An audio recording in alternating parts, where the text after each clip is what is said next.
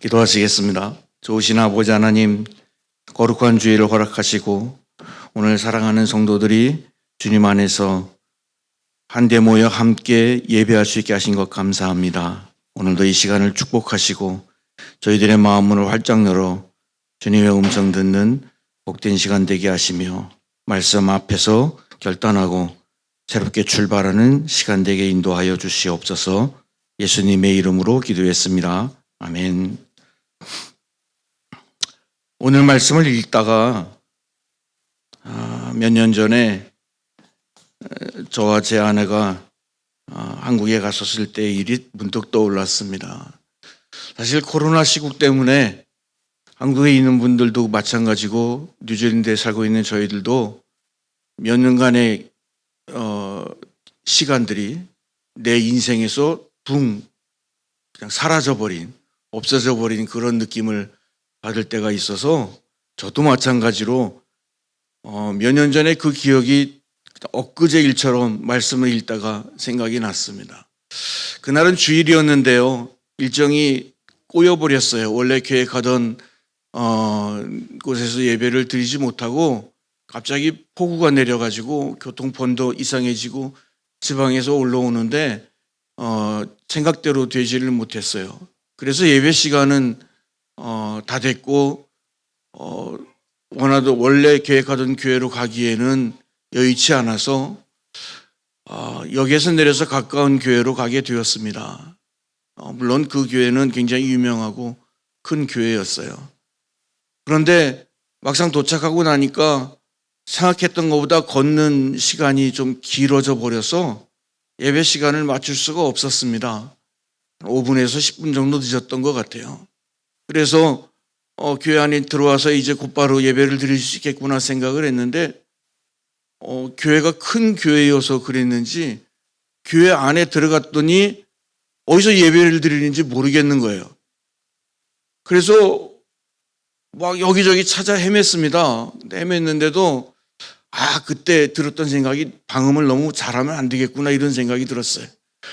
소리가 어디서 나는지를 모르겠는 거예요. 그래가지고 막 찾아 헤매다가 어떤 청년을 세워놓고 물어봤더니 교회가 또 이 시스템이 잘 돼 있어가지고 애들이 교회 와가지고 청년 예배만 드리고 가나 봐요. 어디서 예배 드리는지를 몰라요, 이 친구가. 그래서 한 두 사람한테 물어보고 실패한 다음에 이거 어떻게 해야 되나, 예배 시간은 점점 자꾸 흘러가는데, 그래서 고민하다가 이쪽도 열어보고 저쪽도 열어보는데 한 군데 열리지 않는 문이 있었습니다. 보니까 나중에 알고 보니까 늦게 온 사람은 예배당에 들어갈 수 없는 거예요. 그래서 굉장히 성경적이다. 이 교회는 굉장히 종말론적으로 사는구나. 예배 시간이 늦으면 무조건 입장 불가. 그럼 예배 시간이 늦은 사람은 어떻게 해야 되나 보니까 지하에 이렇게 교육관인지 홀인지 거기에 큰 스크린을 설치해 가지고 늦은 사람은 이제 영상으로 예배를 드리도록 이렇게 해놨습니다. 그것도 감지덕지니까 그날 여름이었는데 이제 땀 흘리다가 시원한 에어컨이 있는 곳에 들어가니까 일단 너무 행복하더라고요. 그래서 앉아가지고 예배를 잘 드렸는데, 근데 드리고 나서도 나오면서 마음이 좀 무거웠어요. 왜 그랬냐면 그 교회를 다니는 사람들은 미처 인지하지 못하지만 저처럼 갑자기 계획 없이 아니면 지나가다가 들른 사람들에게는 교회의 구조물이나 또는 교회 안내문, 팻말 이런 것들이 굉장히 배타적으로 보이더라고요. 그러니까 팻말을 봐도 이게 도대체 어딘지를 잘 모르겠는 거예요. 자기들끼리는 무슨 홀 그러면 여기 예배하는 장소야 다 알지만 지나가는 사람들에게는 무슨 홀 그러면 이게 운동하는 데인지 콘서트 하는 데인지 애들 모이는 데인지 아니면 예배를 드리는 데인지 잘 모르겠더라고요. 물론 그 팻말도 굉장히 작고 이쁘긴 하지만 눈에 띄지 않아서 교회 구조물이나 교회 인상이 지나가는 저 같은 나그네에게는 좀 배타적으로 보였습니다. 그러면서 좀 이게 과한 생각인지는 모르겠지만 그러한 모습 속에서 한국교회의 한 단면을 보는 것 같은 그런 느낌도 들었어요. 이제 한국교회가 어느 정도 성장을 하고 그리고 자리를 잡고 이 정도면 우리는 충분하다고 느껴지는 그러한 한국교회의 모습. 그래서 지나가는 나그네 어쩌다 들른 사람들에게는 굳이 손 내밀거나 아니면 발을 벌릴 필요 없이 우리는 이 정도면 충분해. 이 정도면 우리는 더 이상 부족함이 없어.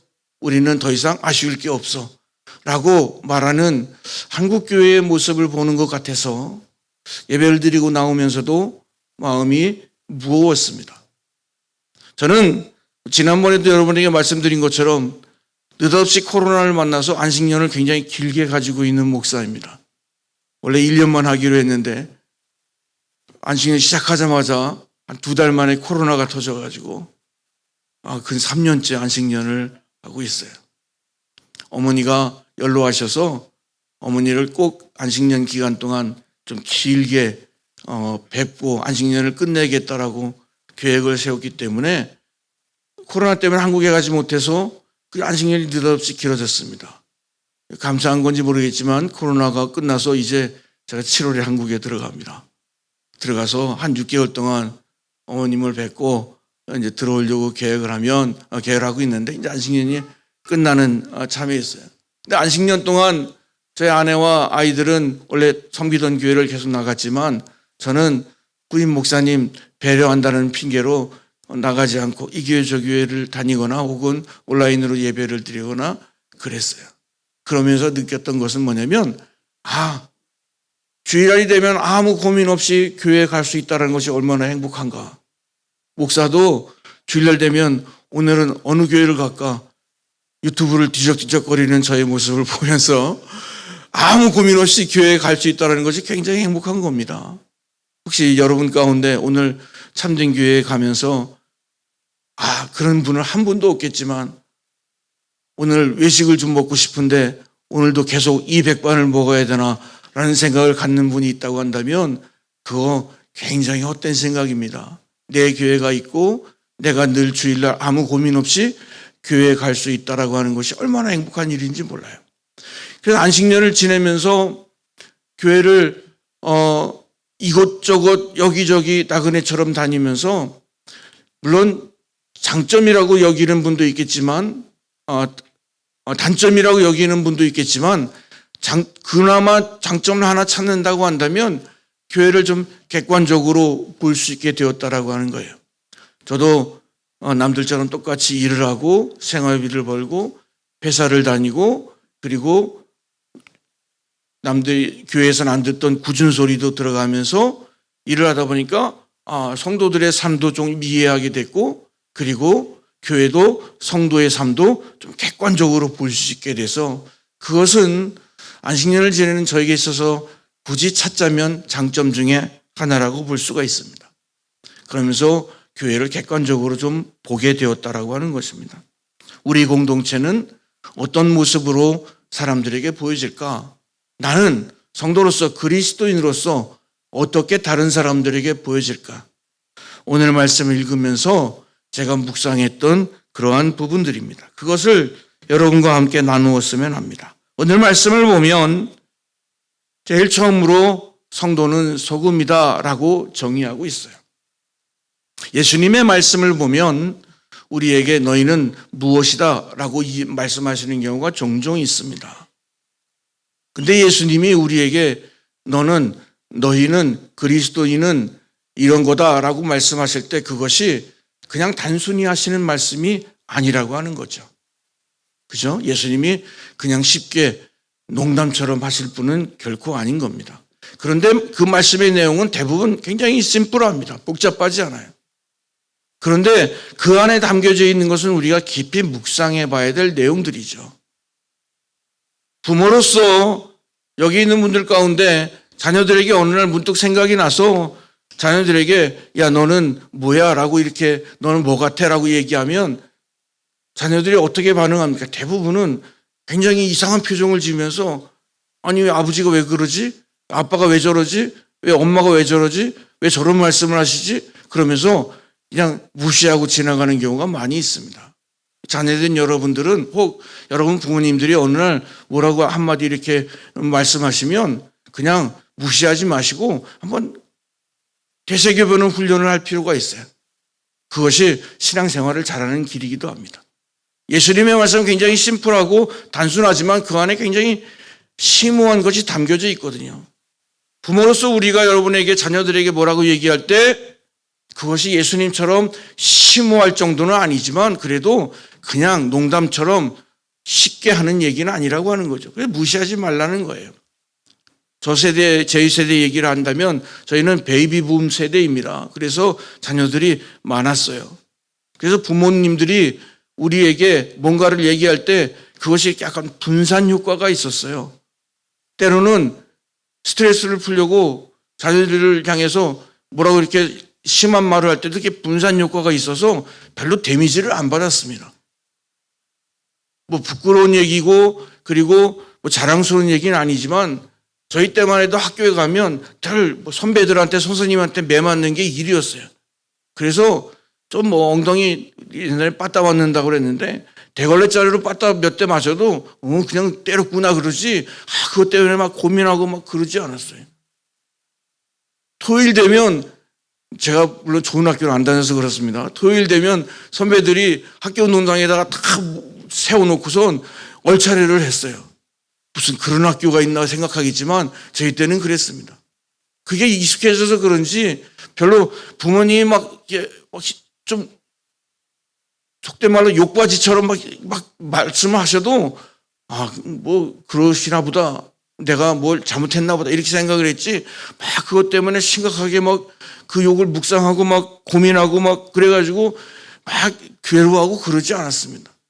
물론 그 정도로 요즘 자녀들에게 함부로 대하는 부모는 없다고 생각을 해요. 그런데 우리 세대의 부모들이 그렇게 자녀로서 그런 대접을 받아서 그런지 우리의 자녀들에게도 뭐 한마디 하려면 굉장히 조심스러워지는 게 사실이에요. 그런데 자녀된 여러분들은 부모님이 뭐라고 말씀하실 때 에이 말도 안 되는 소리 하지 마세요라고 이렇게 무시하지 마시고 한번 왜 아빠가 저런 얘기를 하실까? 왜 엄마가 저런 얘기를 하실까? 한 번 더 생각해 보면 그 훈련들이 여러분 신앙생활에도 굉장히 도움된다는 얘기예요. 예수님이 우리에게 말씀하실 때 굉장히 단순하지만 그 말씀은 굉장히 심오한 것을 가지고 있습니다. 고민하고 그리고 많이 생각해서 우리에게 주시는 말씀이라고 하는 겁니다. 오늘의 말씀도 우리가 너무 많이 들었던 말씀이고 그리고 굉장히 단순한 말씀이니까 그러니까 그냥 좋은 말씀이겠거니라고 스쳐 지나갈 수도 있겠지만 한번 깊이 묵상해 보면 이 말씀 안에 우리에게 담겨진 주님의 마음이 느껴진다라고 하는 거죠. 오늘 말씀을 저도 읽고 또 여러 번 읽어보았습니다. 그리고 깨달은 것은 오늘 말씀에 등장하는 소금이나 빛은 유한한 것이라는 것을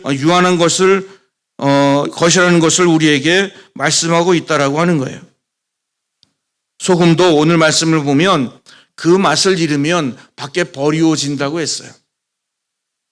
물론 2000년 전 예수님 시대에 당시에 쓰던 소금들이 이스라엘 나라 팔레스타인에서 쓰던 소금들이 오늘처럼 뭐 천일염, 정제된 염 이런 것들이 아니라 이 바위 속에 함께 섞여져 있는 돌 속에 섞여져 있는 흔히 암염이라고 그러죠. 그러한 소금을 사용했다고 하니까 그것이 소금기가 다 빠지면 밖에 이렇게 연탄재처럼 던져져서 그래서 사람들의 발에 치이고 그리고 쓸모없는 것으로 취급받는다라고 하는 그러한 당시의 상황을 우리에게 설명하는 배경을 가지고 있습니다.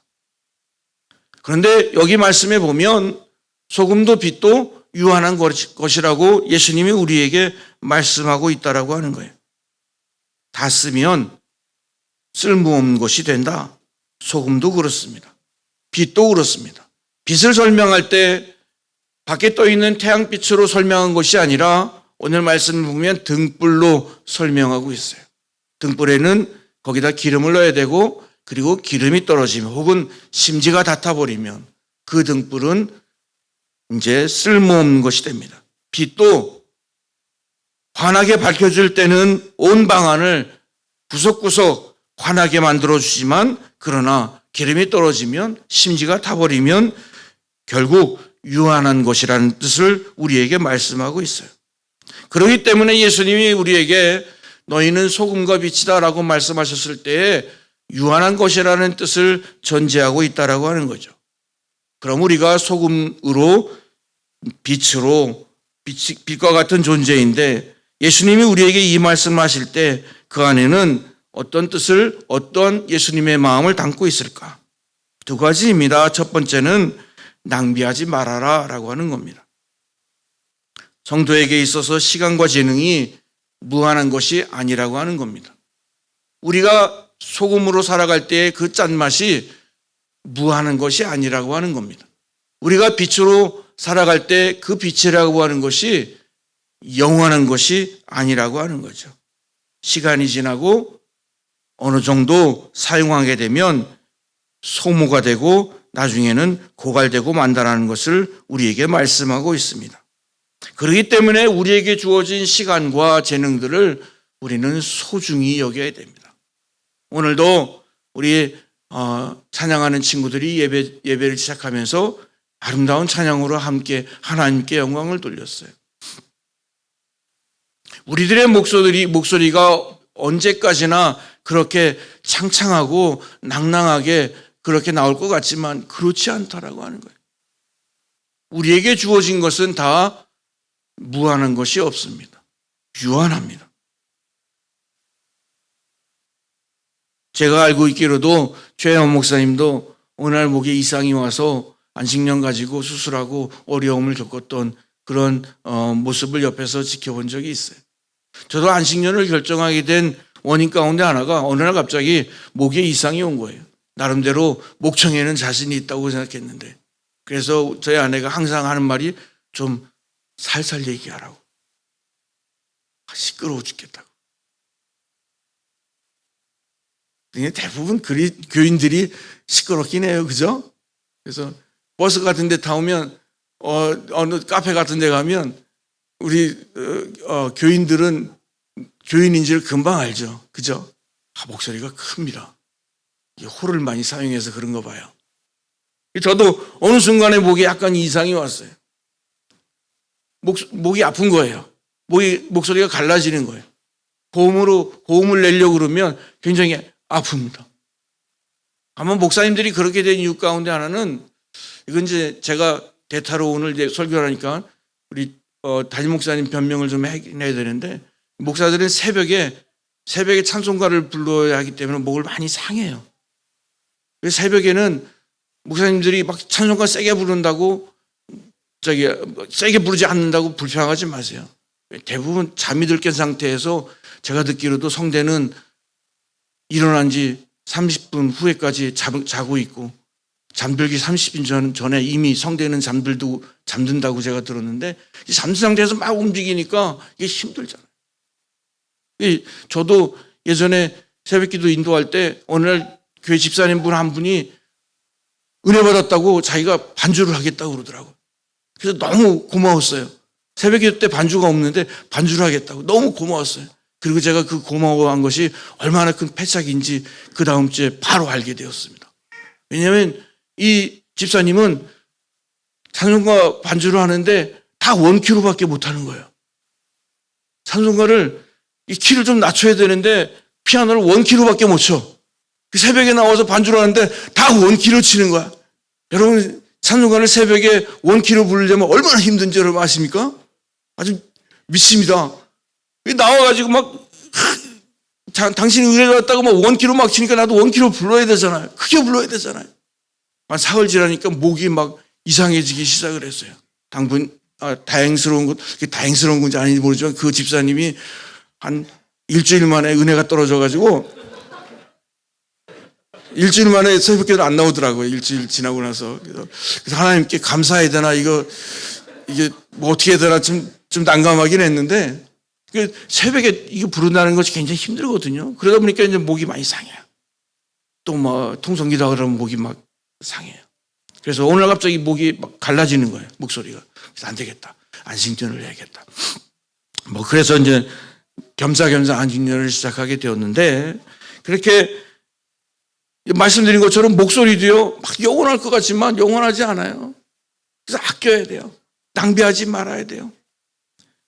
여러분, 달란트 비유에 있는 것처럼 한 달란트 가진 사람이 달란트 가진 사람이 땅에다 그것을 파묻어 두었어요.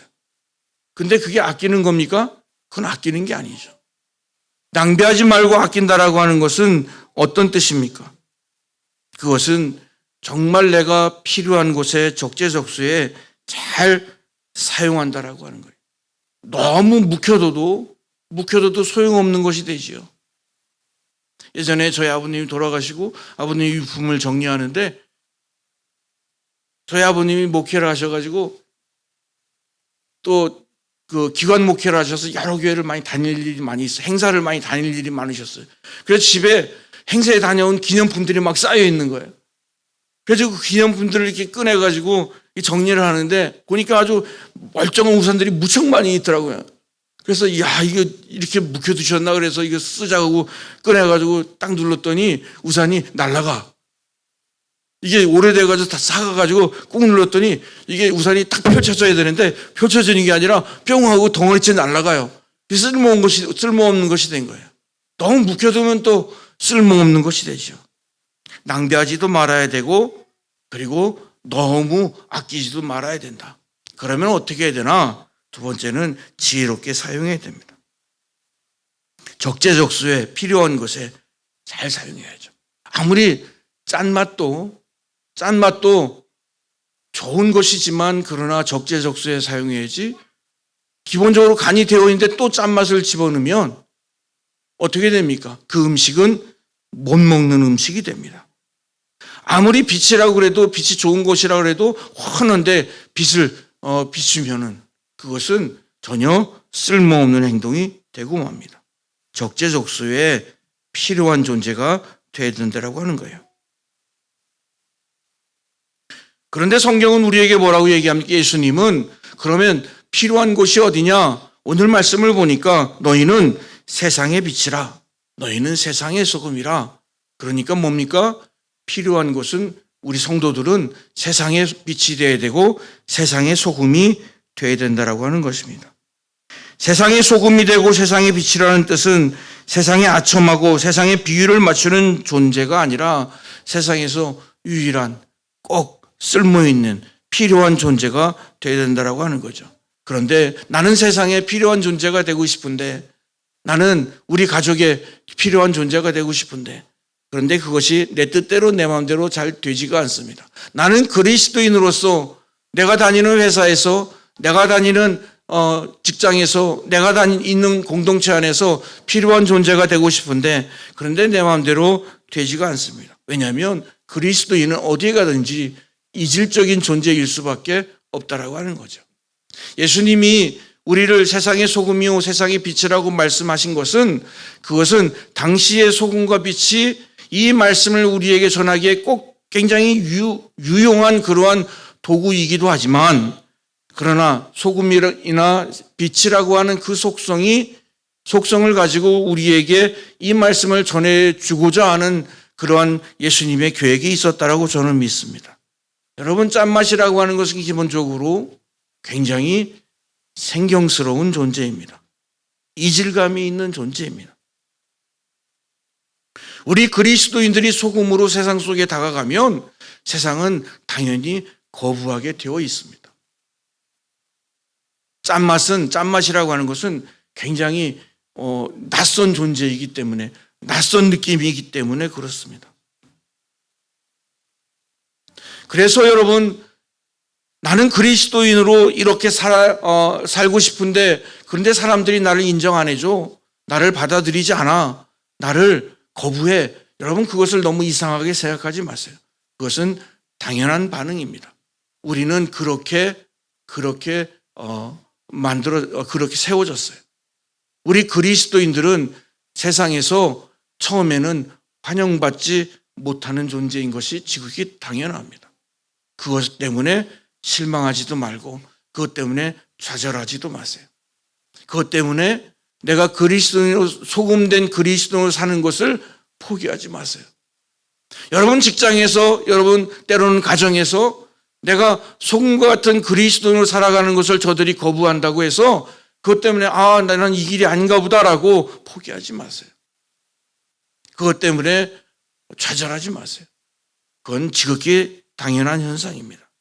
그런데 여러분, 소금이라는 것이 처음에는 이질감 때문에 사람들에게 거부감을 주지만, 그러나 어느 순간에 소금이 그들 속에 녹아지고 그리고 그들과 하나가 될 때 그 다음에는 어떤 존재가 됩니까? 그 다음에는 뗄래야 뗄 수 없는 정말 아름다운 화합을 이루는 정말 제3의 신비한 맛을 내는 그러한 효과를 발휘할 수 있게 된다라고 하는 거예요. 그때까지 우리는 견뎌야 됩니다. 그때까지 우리는 참아야 됩니다. 그때까지 우리는 양보해야 됩니다. 그때까지 우리는 희생해야 됩니다. 그때까지 우리는 수모를 당해야 되고 그때까지 우리는 고난을 받는 존재라고 하는 것을 우리는 잊지 말아야 됩니다.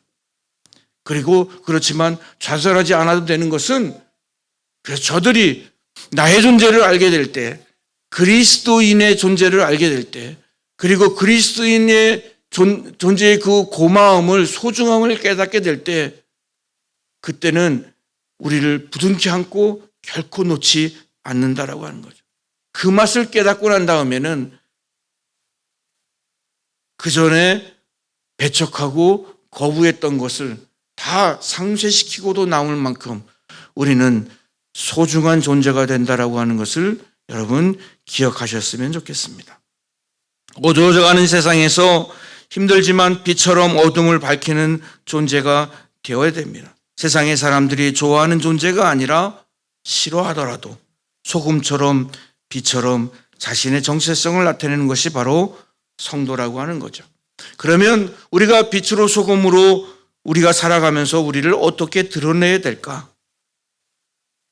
성도로서의 삶을 어떻게 표현되어야 할까?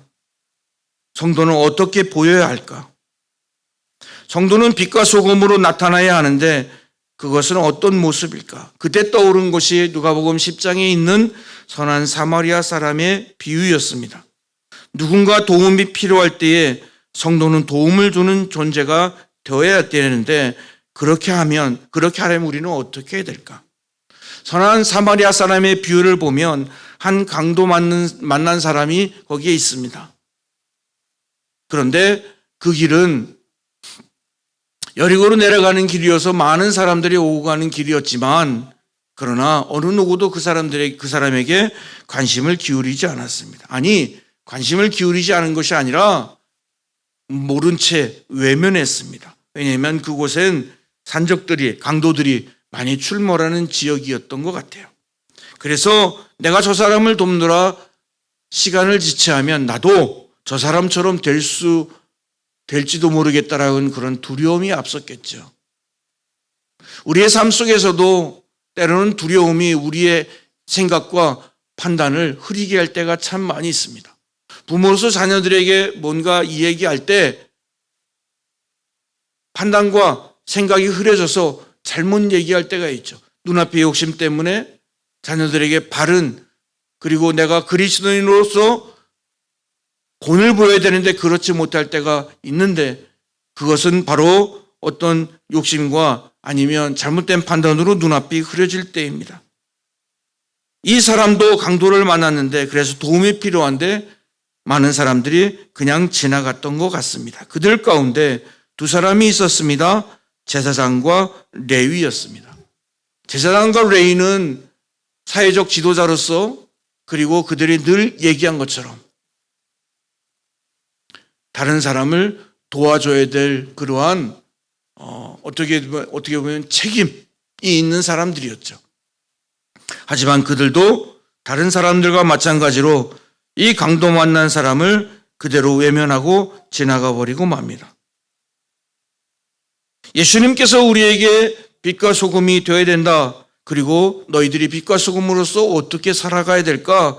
너희들이 빛과 소금됨을 어떻게 드러내야 될까라고 우리에게 말씀하실 때 저는 이 사마리아 사람의 비유가 생각이 났고, 제사장과 레위도 외면했던 이 강도 만난 이웃을 당시에는 멸시천대를 받던 사마리아 사람이 도와주었다라고 말씀하고 있습니다.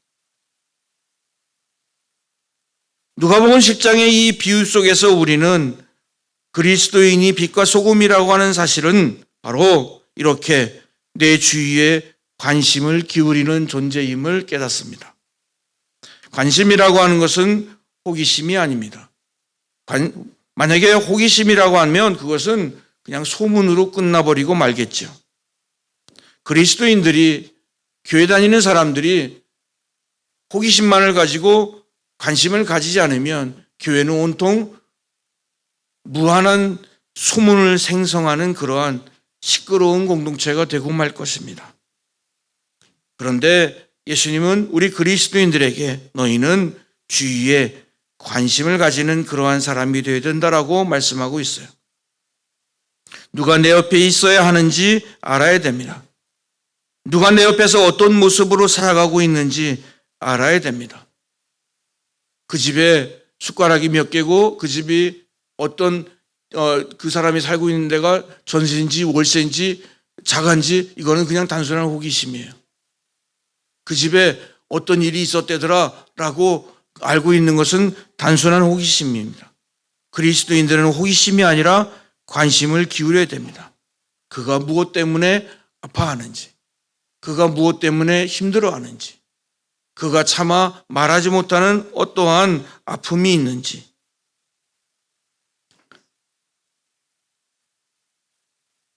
누가 우리 교회에 오는지, 누가 우리 교회에 오지 않았는지, 누가 오늘은 우리 교회 옆을 스쳐 지나가는지, 저 사람은 우리 교회에 처음 왔는데 지금 무엇 때문에 힘들어하는지, 그렇게 하려면 그 교회는 저는 가난해야 한다라고 생각합니다.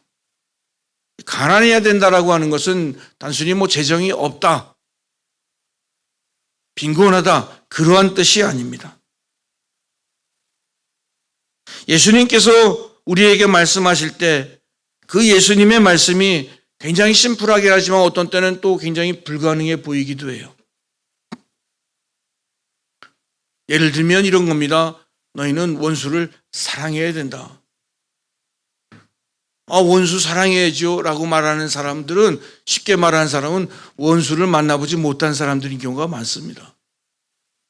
원수를 경험해보거나 원수가 실제로 내 삶에 존재하면 원수를 어떻게 사랑해라고 그렇게 당장 반발할 것입니다. 근데 예수님은 우리에게 말씀하실 것이니 너희는 원수를 사랑해야 된다. 예수님께서 우리에게 하시는 말씀 가운데 불가능해 보이는 말씀이 참 많이 있습니다. 그런데 예수님이 그렇게 말씀하시는 이유는 너 내 말 듣고 좌절해라고 하는 그러한 뜻이 아니라 우리 그리스도인들이 교만하지 말라라고 하는 그러한 뜻을 담고 있다라고 저는 믿습니다. 다 이루었다라고 하는 것은 오직 예수님만이 가능한 것입니다. 그리스도인들은 예수님이 하시는 말씀, 그 불가능해 보이는 그 말씀을 내 삶의 목표로 삼고 한 걸음 한 걸음 나아가는 존재라고 하는 거죠. 그래서 교회는 가난해야 된다라고 하는 뜻에는 우리 교회가 풍요로워지면 교회는 쉽게 무관심해지기 때문이라는 뜻을 갖고 있습니다. 오늘날 많은 교회들이 풍요로워지는 것을 목표로 삼고 있습니다. 그런데 그렇게 되면 자연스럽게 주위에 대해서 무관심하게 변하고 맙니다. 누가 어떻게 사는지, 누가 죽어가는지 모르게 됩니다. 선한 사마리아 사람의 비유에서 제사장과 레위인은 당시로서는 굉장히 풍요로운 사람들이었습니다. 가진 것이 많았기에 그들은 강도 만난 사람을 외면했습니다. 모르는 곳에서 지나쳐 알고 싶어 하지 않았습니다. 교회와 성도가 그렇게 되어서는 안 됩니다. 예수님은 풍요로운 것이 복이 아니라 가난한 것이 복이라고 오늘 우리에게 말씀하고 있습니다. 오늘 우리가 읽은 마태복음 5장에도 3절에 심령이 가난한 자는 복이 있다. 심령이 가난한 자는 사람이 복받은 사람이다라고 우리에게 말씀하고 있지 않습니까? 오늘의 말씀은 성도에게 선택을 요구하고 있습니다. 쓸데없는 성도가 되어서 사람들에게 밟히는 존재가 될 것인가, 아니면 사람들로 하여금 너희의 착한 행실을 보고 하나님께 영광을 돌리도록 그러한 존재가 되어야 될 것인가. 이것을 선택하라. 이 말씀을 잘 보면 하나님께 필요한 존재는 세상 사람들에게도 필요한 존재이고, 세상에 필요한 사람은 하나님께도 필요한 존재다라고 우리에게 가르쳐 주십니다. 14절을 보면 산 위의 동네가 나오는데 빛된 성도와 세상의 관계를 잘 설명해 줍니다. 즉, 이 둘의 관계는 상호 보완적이라고 하는 것입니다. 빛으로 말미암아 그들은 환해지고 그들은 빛의 존재를 잘 봅니다.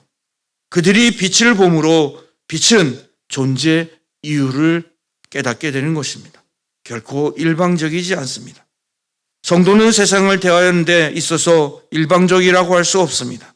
세상은 악하다고 여겨서 일방적으로 적대시하거나 무시할 수 없습니다.